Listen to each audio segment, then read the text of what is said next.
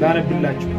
በቀረውስ በጌታና በኃይሉ ችሎት የበረታችሁ ሁኑ፣ የዲያብሎስን ሽንገላ ትቃወሙ ዘንድ እንዲቻላችሁ የእግዚአብሔርን ዕቃ ጦር ልበሱ ይላል። በቀረውስ በጌታና በኃይሉ ችሎት የበረታችሁ ይላል የእግዚአብሔር ቃል። ለምንድን ነው የእግዚአብሔር ቃል በቀረውስ ያለው? ምን ያክል ጊዜ እንደቀረ፣ ምን ያክል ሰዓት እንደቀረ አናውቅም።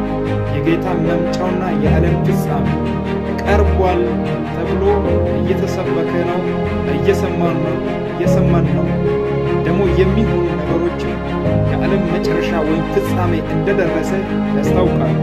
ስለዚህ በቀረውስ በዚች በአጭር ቀን ወይም በአጭር ጊዜ ወይም በአጭሩ ዓመት በጌታና በኃይሉ ችሎት የበረታችሁ ሁኑ ይላል።